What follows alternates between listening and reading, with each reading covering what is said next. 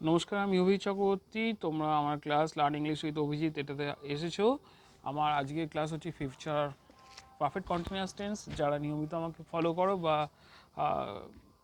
আমার ক্লাসগুলো শোনো তারা জানো যে আমি বাকি টেন্সগুলো করিয়ে দিয়েছি, পরে আবার রিপিট করবো, ঠিক আছে। কিন্তু আজকে টেন্সের একদম last chapter future perfect continuous tense. আমি কীভাবে বুঝবো ফিউচার পারফেক্ট কন্টিনিউয়াস টেন্স? আমি বারবারই বলি ক্রিয়া দেখে বা অ্যাকশান দেখে বুঝবো যে কোন টেন্সে শব্দটা ব্যবহার করছি, অর্থাৎ ট্রান্সলেশনটা হবে। আমি প্রথমেই একটা উদাহরণ দিয়ে দিই, তাহলে সুবিধা হবে। আমরা কঠোর পরিশ্রমের সঙ্গে পড়াশোনা করতে থাকবো। কী হবে? We shall have been studying hard. যদি বলি আমি কঠোর পরিশ্রমের সঙ্গে পড়াশোনা করতে থাকবো, I shall have been studying hard. কারণ কি, আমি ফিউচার পড়াতে গিয়ে বারবারই বলেছি আই আর উই অর্থাৎ ফার্স্ট পার্সনের পর শ্যাল বসে, বাকি সমস্ত সাবজেক্টের ক্ষেত্রে তাদের পরে কী বসে? কী বসে? উইল বসে। তাহলে ফিউচার পারফেক্ট টেন্সের ইংরেজি করার নিয়মটা আগে জেনে নিই। সাবজেক্টের পরে তার পার্সন অনুসারে শ্যাল হ্যাভ বিন অথবা উইল হ্যাভ বিন বসে, আর মেইন ভার্বের প্রেজেন্ট ফর্ম বসে, তার সঙ্গে আইএনজি যোগ হয়, তারপরে অবজেক্ট বসে। এবার আবার রিপিট করি, আমরা কঠোর পরিশ্রমের সঙ্গে পড়াশোনা করতে থাকবো। উই হচ্ছে সাবজেক্ট, তারপরে বললাম কি শ্যাল হ্যাভ বিন বসবে, যেহেতু উই ফার্স্ট পার্সন, তাহলে উই শ্যাল হ্যাভ বিন। আর এখানে পড়াশোনা করা হচ্ছে মেইন ভার্ব, তার সঙ্গে আইএনজি যোগ হবে, স্টাডির সঙ্গে আইএনজি যোগ হলে কী হবে? স্টাডিং। তাহলে we shall have been studying. এবার কী বলা আছে? কঠোর পরিশ্রম। কিরম পড়াশোনা করব? কঠোর পরিশ্রম, অর্থাৎ we shall have been studying very hard. এই একটা সেন্টেন্সকে দিয়ে সমস্ত পার্সন তোমাদেরকে বুঝিয়ে দিচ্ছি, রুল ক্লিয়ার হয়ে যাবে। আমি কঠোর পরিশ্রম করতে থাকবো, কী হবে? I shall have been studying hard. সে কঠোর ইউতে যাই আগে, তুমি কঠোর পরিশ্রম করতে থাকবে, you will have been studying hard. কারণ ফার্স্ট পার্সন ছাড়া বাকি কারো ক্ষেত্রে শ্যাল হ্যাভ বিন বসেই না। তাহলে শুধু আই আর উইয়ের ক্ষেত্রে শ্যাল হ্যাভ বিন, বাকি সবার ক্ষেত্রে উইল হ্যাভ বিন। তুমি কঠোর পরিশ্রম করতে থাকবে, you will have been studying hard. তোমরা কঠোর পরিশ্রম করতে থাকবে, বাংলায় আমরা জানি তুমি এবং তোমরা দুটোর ক্ষেত্রে ইউ ব্যবহৃত হয়, তাহলে আবারও you will have been studying hard.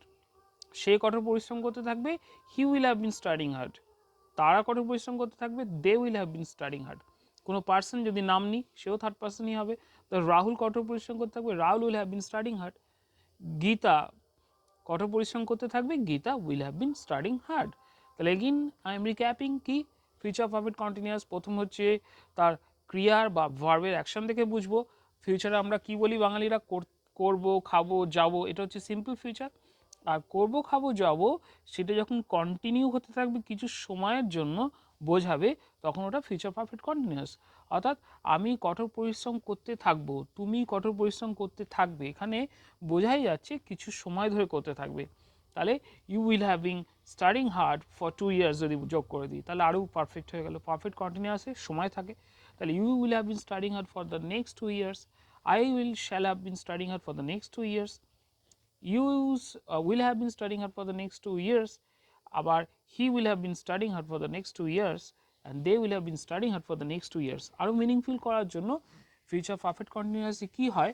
আমি করতে থাকবো, তুমি করতে থাকবে, সে করতে থাকবে, তোমরা করতে থাকবে, তারা করতে থাকবে বা তারা পড়তে থাকবে কিছু সময়ের জন্য, এইগুলো থাকে। এই ধরনের করতে থাকবো, পড়তে থাকবো কিছু সময়ের জন্য হলে ফিউচার পারফেক্ট কন্টিনিউয়াস টেন্স হয়।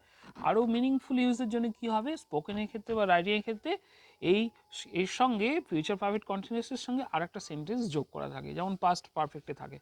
সেই সেন্টেন্সটা যেটা যোগ করা থাকবে তার কী হবে? তার সিম্পল ফিউচার হবে অথবা প্রেজেন্ট ইনডিফিনাইট হবে। আমি অনেকগুলো এক্সাম্পল বলে দিচ্ছি চটপট করে, সেগুলোকে লিখে নাও অথবা শুনে নাও ভালো করে। লেখাটা অবশ্যই জরুরি পরবর্তীকালে শেখার জন্য। আর নাহলে বারে বারে শোনো আমার ক্লাসটা, আমি এক্সাম্পলগুলো বলছি, ট্রান্সলেশন করে দিচ্ছি।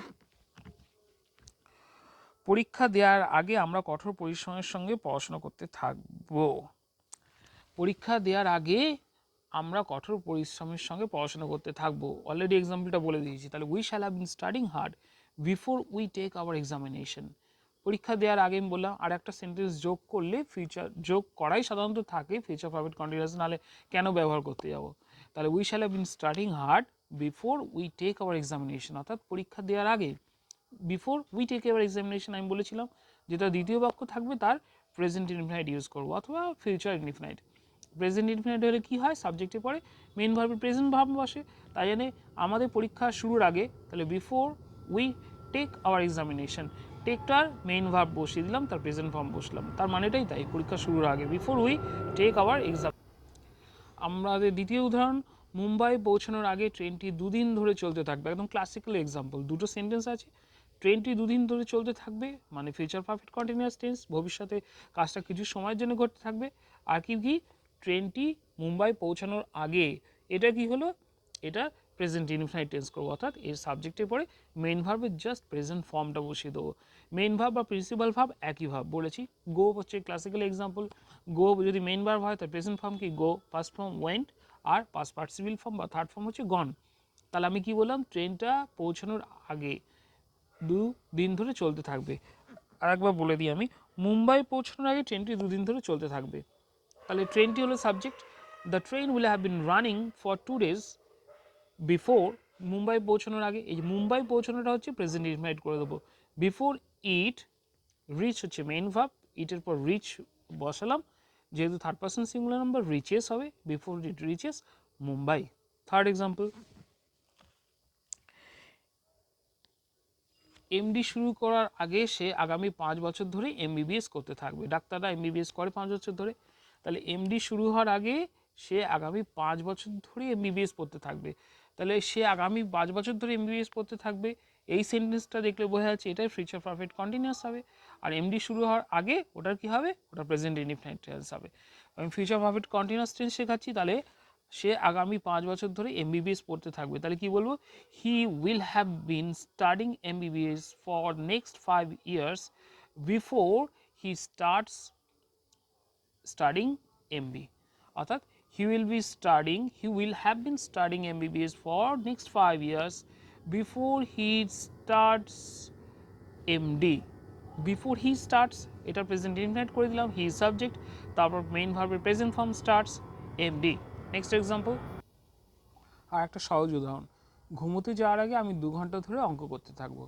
তাহলে সাবজেক্টকে আইয়ের পর কী বসে, শ্যাল হ্যাভ বিন বসে, I shall have been doing sums for 2 hours হলো।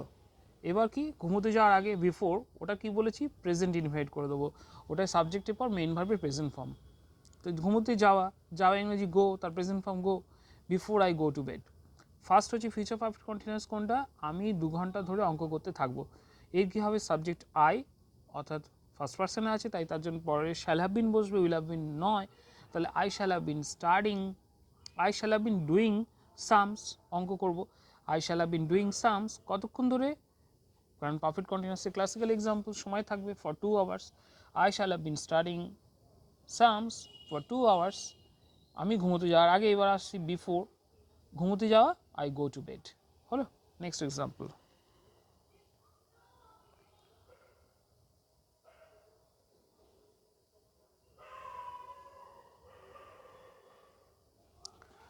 আমরা 2 সপ্তাহের জন্য ভ্রমণ করতে থাকবো পরীক্ষার ফল বেরোনোর আগে।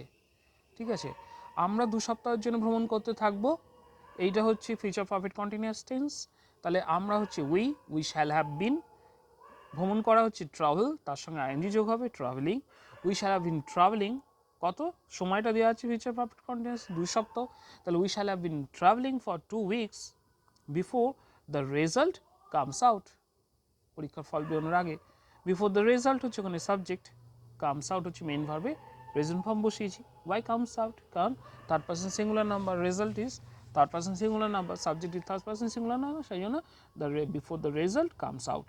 আর প্রথমটা কী বললাম, ফিউচার পারফেক্ট কন্টিনিউয়াস কোন টেন্সের করলাম, কোন সেন্টেন্সটা করলাম, আমরা 2 সপ্তাহ ধরে ভ্রমণ করতে থাকবো। ভালোভাবে শুনে নাও, আমরা হচ্ছে সাবজেক্ট উই, অক্সিলারি ভার্বকে শ্যাল হ্যাভ বিন বসিয়ে দিলাম, ভ্রমণ করা ইংরেজি ট্রাভেল, তার সঙ্গে আইএনজি যোগ করলাম, তাহলে we shall have been travelling. এবার আসবে টাইমটা, ক সপ্তাহের জন্য, 2 সপ্তাহের জন্য, ফর 2 weeks। এইবার এলো আর একটা সেন্টেন্স, দ্বিতীয় যে বাক্যটা পড়ে রয়েছে, বিফোর দ্য রেজাল্ট হচ্ছে সাবজেক্টের ক্ষেত্রে, আর কামস আউট হচ্ছে মেইন ভার্ব। শিক্ষক ক্লাস ত্যাগ করার আগে আমরা ইংরেজি ব্যাকরণ শিখতে থাকব, শিক্ষক ক্লাস ছাড়ার আগে আমরা ইংরেজি ব্যাকরণ শিখতে থাকবো। তাহলে কি বলবো, আমরা এক্ষেত্রে আবার we shall have been learning English grammar, এবার যদি টাইমটা বসিয়ে দিই, টাইমটা এখানে দেওয়া নেই, we shall have been learning English grammar for an hour before the teacher leaves the class হলো। উই শ্যাল হ্যাভ বিন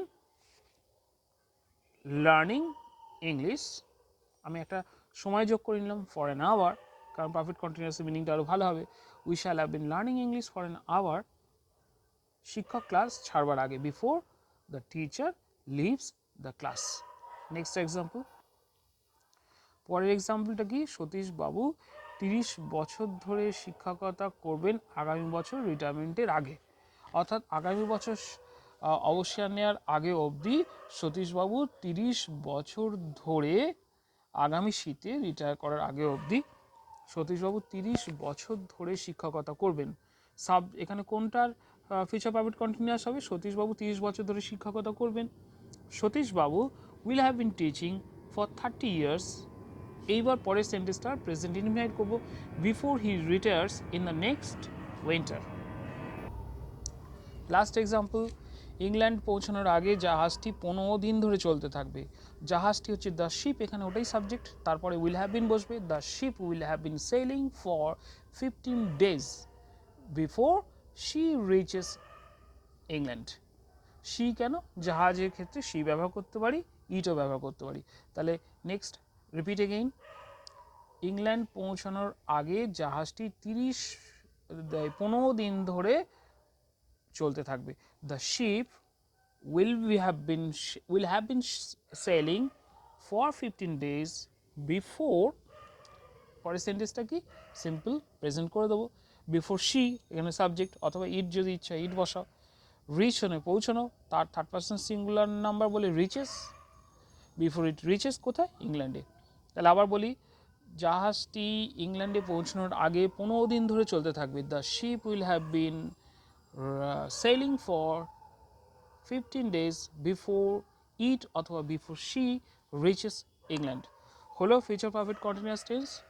মন দিয়ে শুনবে, দরকার হলে লিখবে, এবং তোমরা কি এটা একটু বারে বারে শোনো, ক্লাসটা একটু বারে বারে শোনো, তাহলে আরও ভালো করে শিখবে।